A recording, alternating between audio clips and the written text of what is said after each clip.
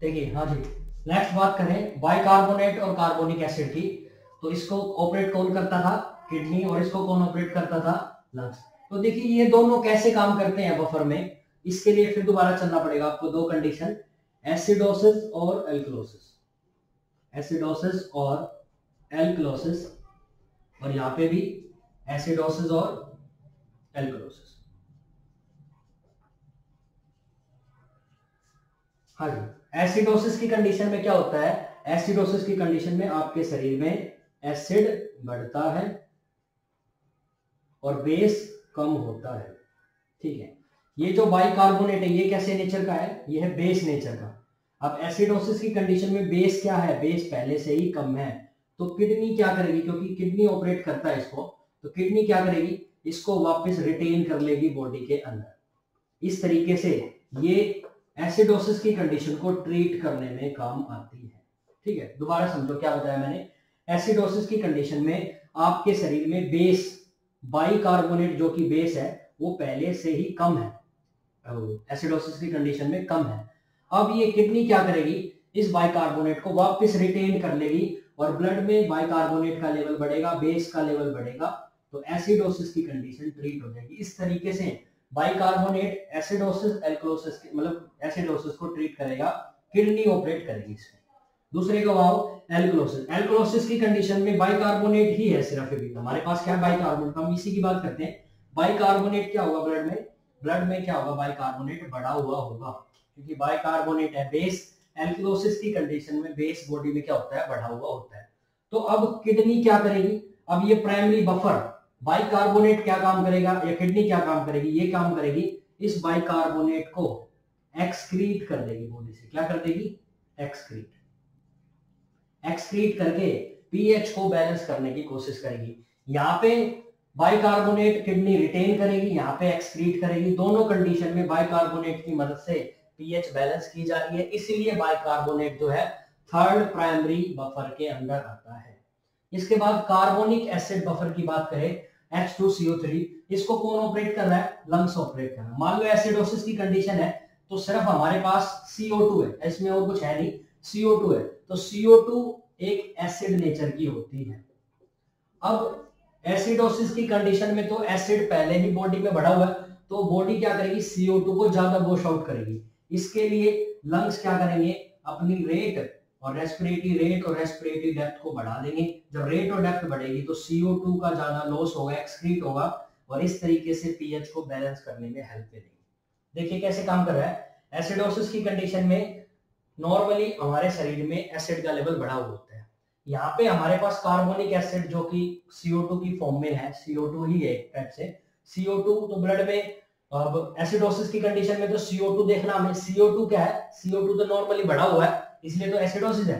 अब बॉडी क्या करेगी? लंग्स क्या कर सकते हैं? लंग्स ये बोल देंगे कि मैं तो सिर्फ, मेरे पास CO2 है और CO2 को मैं एक्सक्रीट कर दूंगा, थोड़ा बहुत एसिड लॉस होगा तो उससे भी प्रिवेंट होगा, एसिडोसिस की कंडीशन ठीक होगी। तो ये क्या करेगा? क्योंकि इसको लंग्स ऑपरेट करते हैं, लंग्स अपनी रेट और डेप्थ को बढ़ाएंगे, ज्यादा ऑक्सीजन शरीर से लेंगे और ज्यादा CO2 छोड़ेंगे, और ज्यादा CO2 का लॉस होगा तो ये जो कंडीशन एसिडोसिस की ये ट्रीट होगी। इस तरीके से एसिडोसिस काम करेगा। एल्कलोसिस में क्या काम करेगा? एल्कलोसिस में CO2 रिटेंशन होना स्टार्ट हो जाएगा। बॉडी क्या करेगी? ये कार्बोनिक एसिड या CO2 क्या होगा? बॉडी में रिटेन होगा। कैसे रिटेन होगा? कैसे रिटेन होगा? रेस्पिरेटरी रेट एंड डेप्थ जो होगी, रेस्पिरेटरी रेट और डेप्थ क्या हो जाएगी? कम हो जाएगी। जब लंग्स काम करेंगे, अपनी रेट और डेप्थ को करेंगे, तो कम ऑक्सीजन शरीर के अंदर आएगी, कम निकलेगी। हमें तो कार्बन डाइऑक्साइड से मतलब, निकलने से मतलब, कम निकलेगी तो शरीर में CO2 रिटेन्ड होगी। CO2 रिटेन्ड होगी तो CO2 पानी के साथ मिक्स होगी, क्या बनाएगी? एसिड, और एसिड बढ़ेगा तो एल्कलोसिस की कंडीशन ट्रीट होगी। इस तरीके से ये bicarbonate and carbonic acid buffer काम करता है। दोबारा सुनो, ये जो बाइकार्बोनेट है ये बेस नेचर का होता है, और ये बाइकार्बोनिक एसिड जो है एसिड नेचर का। इसके तो नाम के आगे भी लगा हुआ है। इसकी प्रॉपर्टी अपने आप को तोड़ के वाटर और CO2 बना सकती है। ये किडनी ऑपरेट करता है, इसको लंग्स ऑपरेट करता है। जब शरीर में बेस बढ़ेगा, मतलब जब शरीर में एल्कलोसिस की कंडीशन होगी, जब शरीर में एल्कलोसिस की कंडीशन होगी तो किडनी क्या करेगी? इसको एक्सक्रीट कर देगी, और जब एसिडोसिस की कंडीशन होगी तो रिटेन कर लेगी, क्योंकि ये बेस नेचर का है। लंग्स क्या करेंगे, एसिडोसिस की कंडीशन में CO2 एसिड नेचर की है तो CO2 को बाहर निकाल देगा किसमें, एसिडोसिस में, और अल्कलोसिस में रिटेन कर लेगा ताकि पीएच जो है वो बैलेंस हो जाए। इस तरीके से बाइकार्बोनेट और कार्बोनिक एसिड बफर काम करते हैं और पीएच को बैलेंस करने की कोशिश करते हैं। लेकिन ध्यान रखो, प्राइमरी बफर किसकी मदद से काम करेंगे, सेकेंडरी बफर की हेल्प से काम करेंगे। सेकेंडरी बफर के एग्जांपल है किडनी और लंग्स।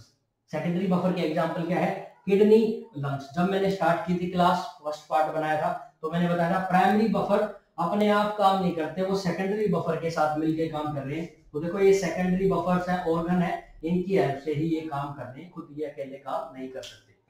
नेक्स्ट बात करें, चौथा बफर फॉस्फेट बफर।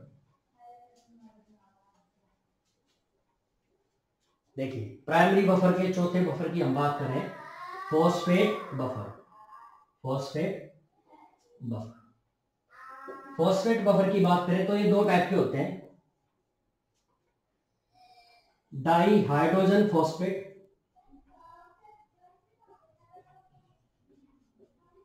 और mono hydrogen phosphate. Mono hydrogen phosphate, इसका फॉर्मूला H2PO4 नेगेटिव, इसका फॉर्मूला HPO4 नेगेटिव। याद हो जाए तो ठीक है, नहीं कोई बात नहीं। ये जो डाई हाइड्रोजन फॉस्फेट है जिसमें दो हाइड्रोजन के साथ फॉस्फेट जुड़ा हुआ है, ये होता है एसिड नेचर का। ये कैसे नेचर का है, एसिड नेचर का। और ये मोनो हाइड्रोजन फॉस्फेट, ये डाई हाइड्रोजन है, ये मोनो हाइड्रोजन है। इसमें एक हाइड्रोजन है, इसमें दो हाइड्रोजन है, बस इतना सा अंतर है। और उसको बैलेंस करने के लिए 2 नेगेटिव लगाया हुआ है यहाँ पे बस। ये एसिड नेचर का होता है, ये वीक एसिड है, ये वीक बेस है, ठीक है। इन दोनों को ऑपरेट किडनी करती है, इन दोनों को ऑपरेट किडनी करती है। कैसे किडनी ऑपरेट करती है, देखो दो ही कंडीशन, एसिडोसिस और एल्कलोसिस। ये कैसे नेचर का, ये एसिड है। जब एसिडोसिस होगा तो एसिड पहले बढ़ा हुआ है तो किडनी क्या करेगी, इसको एक्सक्रीट कर देगी। इस डाई हाइड्रोजन फॉस्फेट को H2PO4 नेगेटिव को क्या कर देगी, एक्सक्रीट कर देगी किडनी के द्वारा, क्योंकि इसको कौन ऑपरेट करता है, किडनी। दोनों को ही किडनी ऑपरेट करती है। सुनो एसिडोसिस ये क्या है, पहले इस पे आओ। डाई हाइड्रोजन फॉस्फेट क्या है, एसिड नेचर है।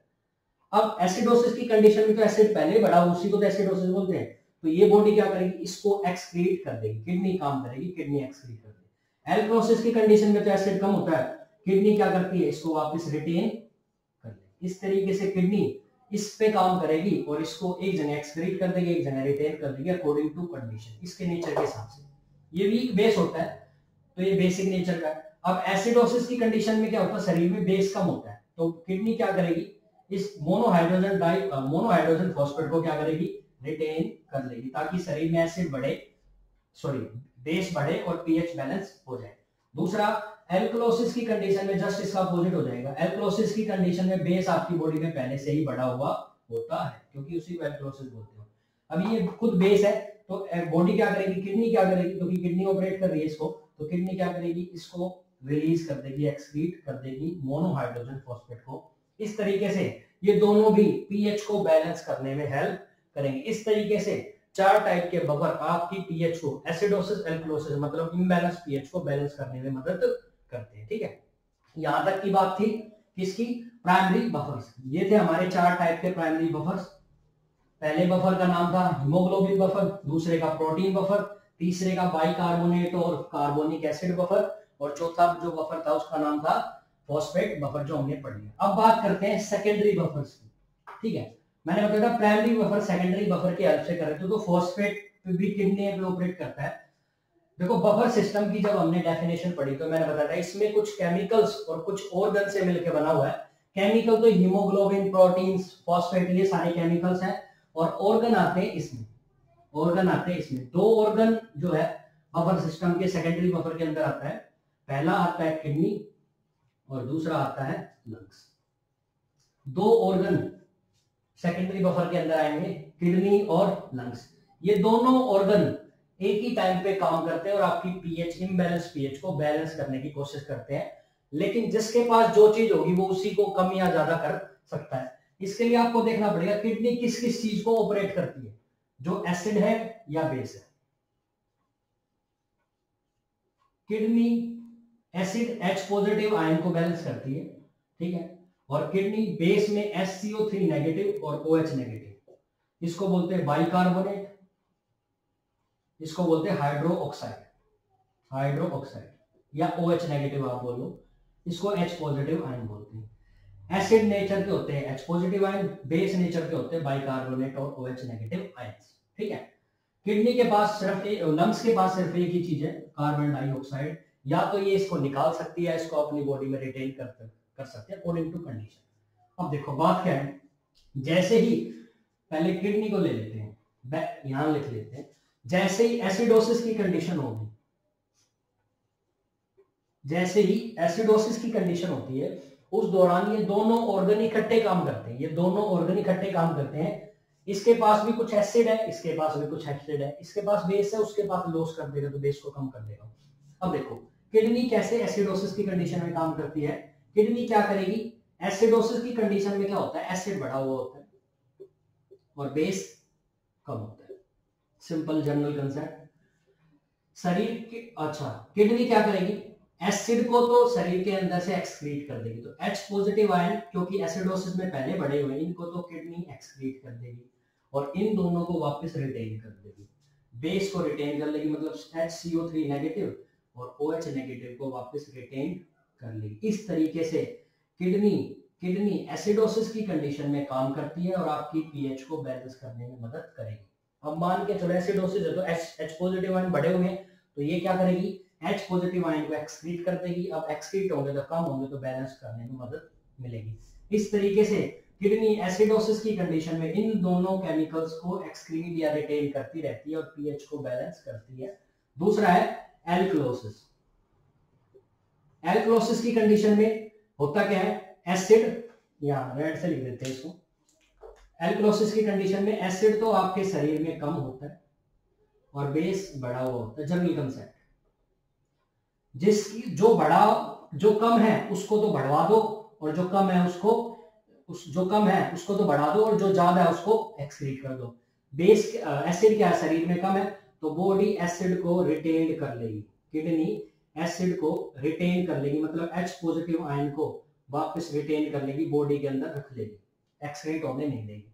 उल्टा अपोजिट, ये जो बेस है ये पहले शरीर में बढ़ा हुआ है, बॉडी क्या करेगी, बेस को एक्सक्रीट कर देगी, बेस को क्या कर देगी, एक्सक्रीट करेगी। इस तरीके से एल्कलोसिस की कंडीशन में किडनी बफर की तरह काम करती हैं और बढ़ी हुई पीएच को कम करने में या ज्यादा या इम्बैलेंस पीएच को ठीक करने में हेल्प करेगी। किस तरीके से, एसिडोसिस की कंडीशन में तो ये H पॉजिटिव एसिड को एक्सक्रीट कर देती है, बेस को रिटेन कर लेती है। एल्कलोसिस की कंडीशन में एसिड को तो रिटेन कर लेगी और बेस को एक्सक्रीट कर देगी। जो चीज ज्यादा है उसको बाहर फेंक दो, जो चीज कम है उसको रिटेन कर लो। इस तरीके से किडनी इन दोनों कंडीशंस में अपना काम करेगी। लेकिन याद रखना, जिस टाइम चाहे किसी भी टाइप का एसिडोसिस एल्कलोसिस हो, हमेशा किडनी भी उसी टाइम पे काम करती है, उसी टाइम पे लंग्स भी अपना काम करते हैं। और लंग्स के पास एक ही चीज है, CO2।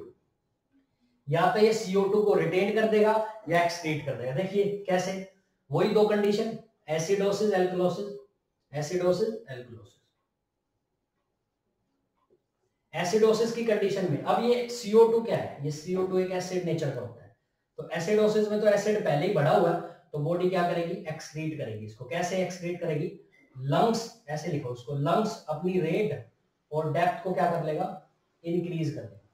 जब रेट और डेप्थ इंक्रीज होगी तो CO2 का लॉस ज्यादा होगा और पीएच बैलेंस होने में मदद मिलेगी। क्योंकि एसिडोसिस है तो एसिड आपके शरीर में पहले ही ज्यादा है। अब CO2 का एक्सक्रीट ज्यादा होगा तो CO2 इज ए एसिड, बता चुका हूं आपको, एक्सक्रीट ज्यादा होगा तो भाई पीएच को बैलेंस करने में हेल्प मिलेगी। इस तरीके से लंग्स जो है एसिडोसिस की कंडीशन में काम करते हैं, ये अपनी रेट और डेप्थ को बढ़ाते हैं और CO2 को ज्यादा लॉस कराते हैं। मतलब होता है कि ऑक्सीजन भी ज्यादा लेंगे, CO2 लॉस ज्यादा करेंगे। हमें तो CO2 से मतलब है, तो CO2 लॉस ज्यादा होगी तो पीएच बैलेंस होने में मदद होती है। दूसरी कंडीशन एल्कलोसिस की मैं बात करूं, एल्कलोसिस की कंडीशन में क्या होगा, एल्कलोसिस में रेट और डेप्थ क्या कर लेगी, अपनी कम कर लेगी। रेट और डेप्थ क्या कर लेंगे, डिक्रीज। जब रेट और डेप्थ कम होगी तो CO2 का जो लॉस है वो भी कम होगा, और CO2 का लॉस होगा तो CO2 का लॉस कम होगा तो CO2 बॉडी में रिटेन होगी, CO2 is a acid, acid retain होगा तो ये पीएच को बैलेंस करेगा, क्योंकि एल्कलोसिस की कंडीशन में एसिड कम होता है। अगर किसी तरीके से एसिड बढ़ेगा तो उससे क्या होगा, आपके शरीर की पीएच बैलेंस होगी। अब सर ये CO2 एसिड कैसे है, कंडीशन क्या है, देखो मैंने बताया था आपको, ये CO2 क्या करता है, ये CO2 वाटर के साथ ऐड होके, हालांकि CO2 हीमोग्लोबिन के साथ ऐड होकर कार्बोक्सी हीमोग्लोबिन बनाता है, लेकिन साथ साथ में इसकी एबिलिटी है वाटर के साथ जुड़ के कार्बोनिक एसिड बना देते हैं, एसिड। अब ये तो एसिड होगा भाई, अब ये एसिड बढ़ेगा तो शरीर में एसिड बढ़ेगा तो एल्कलोसिस की कंडीशन ट्रीट हो जाएगी। इस तरीके से ये बफर सिस्टम काम करता है और बढ़ी हुई पीएच को ठीक करने में, या जो डिस्टर्ब पीएच है कम हो चाहे ज्यादा हो, दोनों ही कंडीशन में काम करेगा, ठीक है। लेकिन ये तब करता है जब आपकी पीएच डिस्टर्ब हो, जनरली पीएच डिस्टर्ब हो तब करेगा। अगर ये पीएच को बैलेंस कर लेता है तो ठीक है, नहीं करता तो वो एल्कलोसिस या एसिडोसिस की कंडीशन ट्रीट, मतलब की कंडीशन बन जाती है पेशेंट के अंदर, ठीक है भाई। ये हमारा एक छोटा सा टॉपिक था बफर सिस्टम का। इसके बाद नेक्स्ट टॉपिक करेंगे नेक्स्ट क्लासेस में एसिड बेस इंबैलेंस वगैरह, ठीक है। Thank you very much.